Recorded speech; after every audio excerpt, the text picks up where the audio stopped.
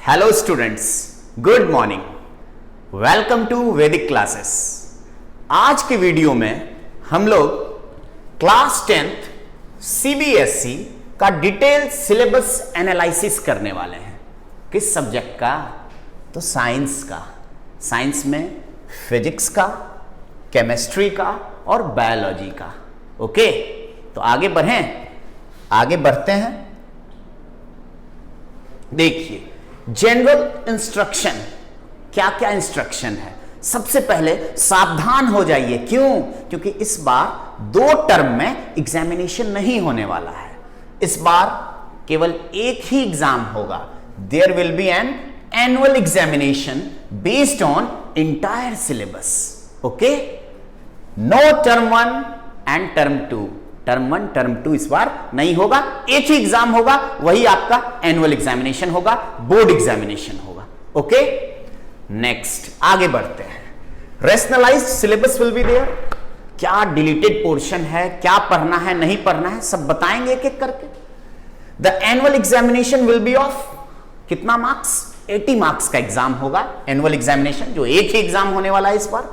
और 20 marks weightage जो है वो इंटरनल असेसमेंट का होगा। 80 का क्या होगा? एग्जामिनेशन होगा पूरा थ्योरी, और 20 मार्क्स का इंटरनल असेसमेंट, प्रोजेक्ट वर्क, ये वो बहुत सारा चीज है उसमें। आगे बढ़ते हैं, सब है इसमें। इंटरनल असेसमेंट में कैसे कैसे मार्क्स का डिवीजन है, ये 20 मार्क्स को हम लोग कैसे डिवाइड किए हैं। देखिए कैसे डिवाइड किया गया है सीबीएसई की तरफ से। पीरियोडिक असेसमेंट जो है 5 + 5 मार्क्स, 10 मार्क्स हो गया। सब्जेक्ट इनरिचमेंट मतलब प्रैक्टिकल वर्क होगा इसमें, उसके लिए भी 5 मार्क्स दिया जाएगा आपको। और लास्ट में पोर्टफोलियोज के लिए 5 मार्क्स। तो ये हो गया 10, 5 और 5, 20 मार्क्स ये आपका ये वेटेज इंटरनल असेसमेंट के लिए। 80 का आपका थ्योरी एग्जामिनेशन होना है। टोटल 100 मार्क्स का हो गया एग्जाम। ओके, आगे बढ़ते हैं। देखिए, सबसे पहले बोले थे साइंस में फिजिक्स, केमिस्ट्री, बायोलॉजी तीनों का डिस्कशन होगा। सबसे पहले 22-23 सीबीएसई 22-23 के लिए सिलेबस ऑफ फिजिक्स क्या है। देखिए, सबसे पहले बात होगा लाइट का। किसका? लाइट का। लाइट में रिफ्लेक्शन और रिफ्रैक्शन में नो रिडक्शन, पूरा पढ़ना है। पूरा रिफ्रैक्शन, स्नेल्स लॉ, ये वो पूरा एकदम एक एक चीज सब पढ़ना है। इसमें कुछ रिड्यूस नहीं किया गया है।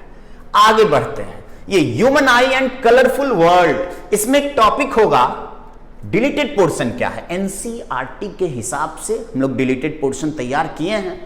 देखिए, human I and the colourful world में डिलीटेड पोर्शन क्या है on the basis of NCERT. एक टॉपिक होगा स्कैटरिंग ऑफ लाइट। क्या होगा? Scattering of light. उसको जब आप ओपन करेंगे, स्टडी करेंगे, तो उसमें एक होगा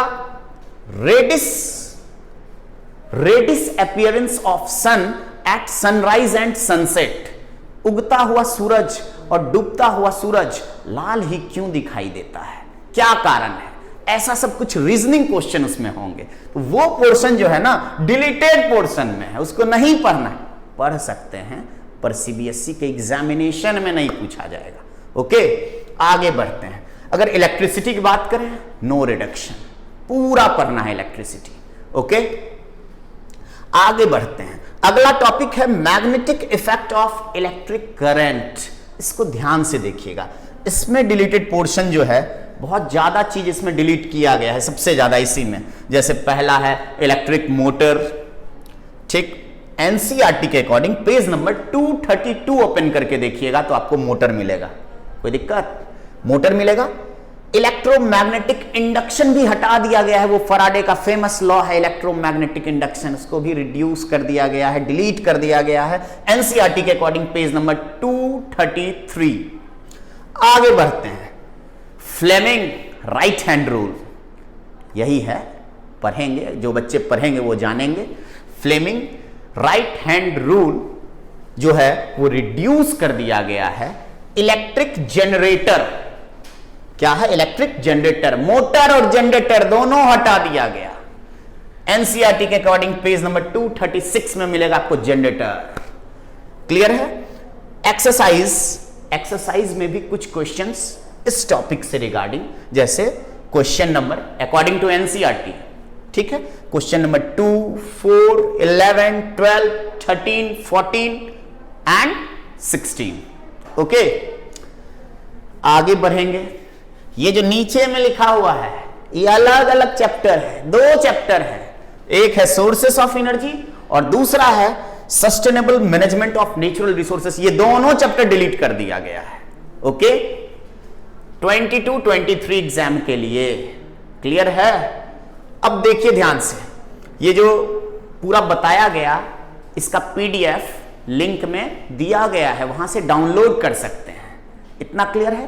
तो ये पूरा डिलीटेड पोर्शन था किसका? फिजिक्स का। अब आगे साइंस में बोले हैं केमिस्ट्री भी आएगा, बायोलॉजी भी आएगा। तो केमिस्ट्री के डिलीटेड पोर्शन को बताने के लिए आ रहे हैं सर जितेंद्र। आइए सर। थैंक यू सर अंकित।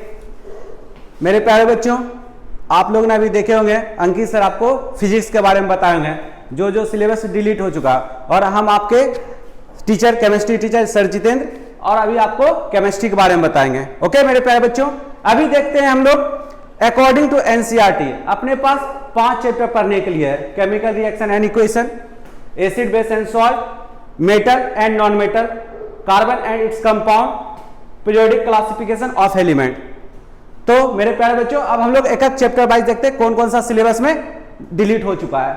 तो सबसे पहले हम लोग देखते हैं केमिकल रिएक्शन एंड इक्वेशन में। इसमें कुछ ज्यादा डिलीट नहीं हुआ, सिर्फ आपको 2 टॉपिक डिलीट हुआ। कौन सा? Corrosion and density. ओके, और बाकी एसिड बेस सॉल्ट में कोई चेंजिंग नहीं है, एसिड बेस सॉल्ट में कोई चेंजिंग नहीं है, मेटल एंड नॉन मेटल में कोई चेंजिंग नहीं है, कार्बन इट्स कंपाउंड में कोई चेंजिंग नहीं है। बस मेरे प्यारे बच्चों, आपको सिर्फ पीरियोडिक टेबल का पूरा होल चैप्टर डिलीट कर दिया गया। तो सिर्फ आपको इस बार के लिए आपको carbon its compound, metal non metal, acid base salt and chemical reaction and equation पढ़ना है। ओके, और अभी आप लोग को बायोलॉजी के बारे में हमारे सर शुभम बताएंगे। और इस वीडियो को जितना हो सके अपने दोस्त में, अपने कलीग्स में, सारे बच्चों को आराम से भेज दो, ताकि जितना बच्चा ये वीडियो देखे उसको पता चले कि हमारे सिलेबस में क्या क्या डिलीट हुआ है, और बच्चे अच्छे से मन लगा के पढ़े ताकि एग्जाम में अच्छा स्कोर सके। Thank you sir Jitendra. देखिए, आप लोग को बायोलॉजी में ये 4 चैप्टर पढ़ने के हैं। Life process, control and coordination, how do organism reproduce and heredity and evolution, जिसमें कि फर्स्ट, सेकेंड, थर्ड जो कि life process, control and coordination and how do organism reproduce, in 3 chapter में किसी भी प्रकार का कोई भी रिडक्शन नहीं किया गया है।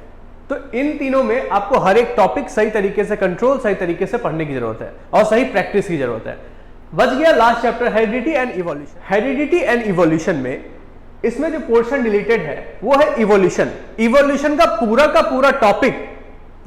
टॉपिक जो है वो रिड्यूस कर दिया गया है। तो डिलीटेड पोर्शन है on the basis of NCERT, deleted portion evolution part है, जो कि पोर्शन है पेज नंबर 147 से।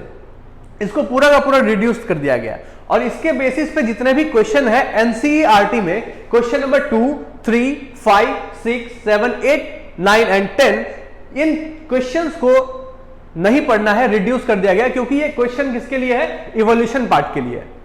So that's it. ये बायोलॉजी का सिलेबस है जो कि रिड्यूस में यही 3 पोर्शन, यही 3 चैप्टर है जो कि रिडक्शन नहीं है। मतलब कि कहने का मतलब हेरिडिटी और इवोल्यूशन में इवोल्यूशन चैप्टर जो रिड्यूस किया गया, और बाकी आप लोग को सिलेबस के बारे में पता चल गया होगा क्या रिडक्शन हुआ है, क्या नहीं रिडक्शन हुआ है। ठीक है, तो अच्छे से पढ़िए। तो एक बार के लिए सर अंकित और सर जितेंद्र प्लीज आप लोग आइए, है ना।